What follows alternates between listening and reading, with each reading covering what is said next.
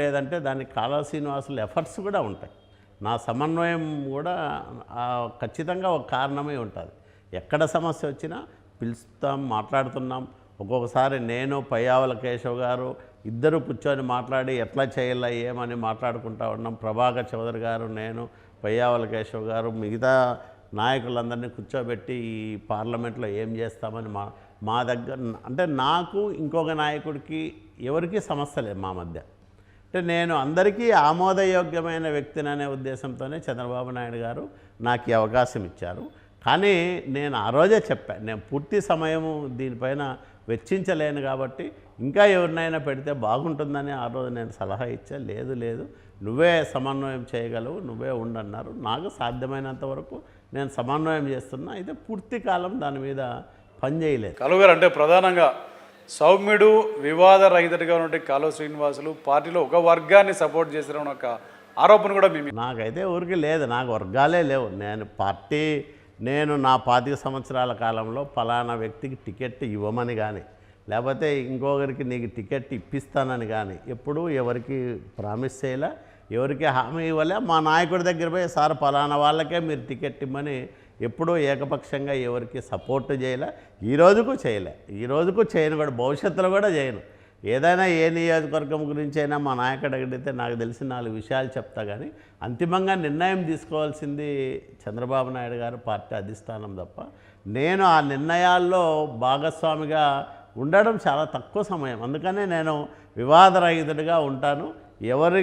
ఎవరికన్నా ఏదైనా సమస్య వస్తే నాకు సంబంధించిన వరకు నా శక్తి మేరకు నేను ఆ సమస్యను పరిష్కారం చేయడానికి ప్రయత్నం చేస్తాను. కానీ నేను ఒకరికి సమస్యగా ఎప్పుడూ మారను. ఓవైపు రాజకీయ పార్టీకి, మరోవైపు సామాజిక వర్గానికి, 2 విధాలుగా కూడా అనంతపురం జిల్లాకు ఒక పెద్ద దిక్కుగా ఉన్నటువంటి కాలువ శ్రీనివాసులు సామాజిక వర్గంలో కూడా కొంత పూర్తి స్థాయిలో న్యాయం చేయలేకపోవడం అనేది ఒక ప్రధానమైన ఆరోపణ. సామాజిక వర్గానికి న్యాయం చేయడం అంటే 60 సంవత్సరాలుగా మాకు వాల్మీకి బోయ సామాజిక వర్గాన్ని ఎస్టీలో చేర్చాలని ఒక డిమాండ్ ఉంది.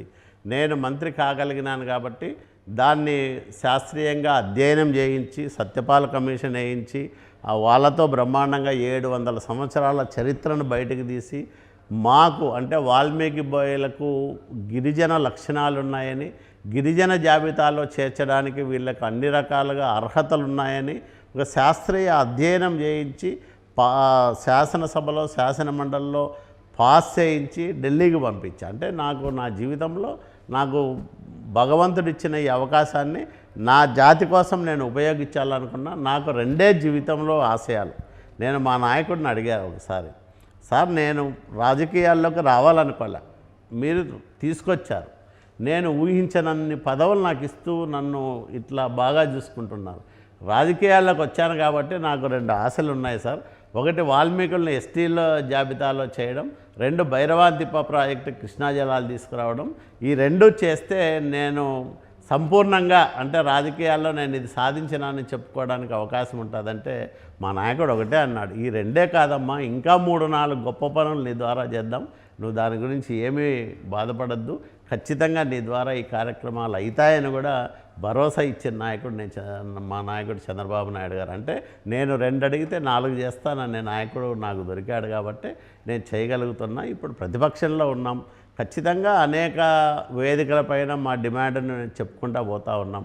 కాబట్టి నాకు ఈ జిల్లానో కాదు, కర్నూలు జిల్లాలో, రాష్ట్రంలో ఎక్కడ పోయినా వాల్మీకి బోయ సామాజిక వర్గంలో ఒక అభిమానంగా అందరూ అభిమానించే వ్యక్తిగా నన్ను గుర్తిస్తారు. కాబట్టి నాకు ఆ గౌరవం ఉంది. అది చంద్రబాబు నాయుడు గారి చలవ, దేవుడు ఆశీస్సులు, వాల్మీకి దయ ఇవన్నీ కలిసి నన్ను ఇట్లా నిలబెట్టాయి. కాబట్టి నేను ఏదైనా చేశారంటే నేనే చేశాను. వాల్మీకి బోయ సామాజిక కాలువ శ్రీనివాసులకి చిత్తశుద్ధి ఉంటే వాల్మీకులు ఈ పాటికి ఎస్టీల్లో చేరేవాళ్ళు, లేదు కాబట్టి వైఎస్ఆర్సీపీ గవర్నమెంట్ దాన్ని టేకప్ చేసిందనేది కూడా ఒక ప్రధానమైన గవర్నమెంట్ టేకప్ చేయలే. ఎందుకంటే వాళ్ళు మోసం చేశారు. వాస్తవంగా చెప్పాలంటే మేము ఒక శాస్త్రీయ అధ్యయనం చేయించి చట్టసభల్లో పెట్టి తీర్మానాలు చేసి కేంద్రానికి పంపించిన తర్వాత కేంద్రము ఒకసారి ఒక 6 ప్రశ్నలతో వివరణ పంపించమని అడిగింది. మళ్ళీ మా ప్రభుత్వంలోనే వివరణ పంపించాం. ఒక సామాజిక వర్గాన్ని ఎస్టీ జాబితాలో చేర్చాలన్నా, ఎస్సీ జాబితాలో చేర్చాలన్నా, లేదా ఆ జాబితాల నుంచి తొలగించాలన్నా అధికారం రాష్ట్రాలకు లేదు, కేంద్ర ప్రభుత్వానికే ఉంటుంది. అంటే కేంద్రం చేయాల్సింది, రాష్ట్రము సిఫార్సు చేస్తుంది. ఆ సిఫార్సు రాష్ట్రం వరకు నేను చేయించగలిగిన, కేంద్రంలో రెండోసారి వాళ్ళు వివరణ అడిగినప్పుడు ఆ వివరణ రాసి పంపకోకుండా దాన్ని మళ్ళా కంపు చేసి ఓన్లీ రాయలసీమలో ఉండే 4 జిల్లాల వాల్మీకులను మాత్రమే ఎస్టీ జాబితాలో చేర్చమని ఒక ప్రతిపాదన పెట్టారు. కానీ జగన్మోహన్ రెడ్డి ప్రభుత్వం దాంట్లో కూడా ఆ ప్రతిపాదన వీగిపోయే విధంగా వీళ్ళ సిఫార్సులు ఉన్నాయి. అది చాలా ద్రోహం చేసినట్లే. జగన్మోహన్ రెడ్డి ఆంధ్రప్రదేశ్ రాష్ట్రం వాల్మీకులకి నమ్మించి గొంతు కోసాడు తప్ప అతను న్యాయం చేసే పరిస్థితే లేదు. జగన్మోహన్ రెడ్డి సామాజిక వర్గానికి వాల్మీకి బోయ జాతి అంటేనే ద్వేషం. వాళ్ళు ఉండగా మమ్మల్ని ఎస్టీలో గుర్తిస్తారని మేమైతే ఆశపడడం లేదు. ఎందుకంటే రాజశేఖర రెడ్డి గారు ఉన్నప్పుడే ఆయన దృష్టికి సమస్య తీసుకుపోయినప్పుడు మా వాళ్ళందరూ కూడా ఆయన ఒక సుబ్రహ్మణ్యం కమిషన్ వేసి భవిష్యత్తులో కూడా ఈ జాతిని ఎస్టీ జాబితాలో చేర్చకూడదని ఒక తప్పుడు సిఫార్సు ఇప్పించినాడు అప్పట్లో రాజశేఖర రెడ్డి. అదే పని రెండోసారి రాజశేఖర రెడ్డి కొడుకుగా జగన్మోహన్ రెడ్డి చేశాడు.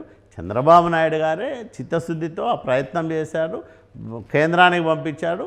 ఖచ్చితంగా మేము మళ్ళా రెండోసారి అధికారంలోకి వచ్చి ఉంటే చంద్రబాబు నాయుడు గారి ఆశీస్సులతో నేను దాన్ని సాధించేవాడిని. కానీ రాలేకపోయినాం.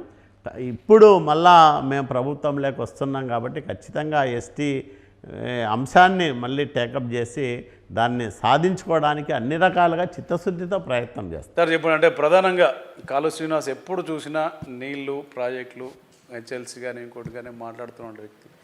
ఎందుకు కనీసం ఆ ప్రాజెక్టులు ఈరోజు కూడా రాయదుర్గం నియోజకవర్గంలో దుర్భరమైనటువంటి పరిస్థితుల్లో ఉన్నాయి? అటు బీటీ ప్రాజెక్టు కావచ్చు, హెచ్ఎల్సీ సిస్టమ్ కావచ్చు, ఎందుకు ఈ దారుణమైన పరిస్థితులు వచ్చాయి?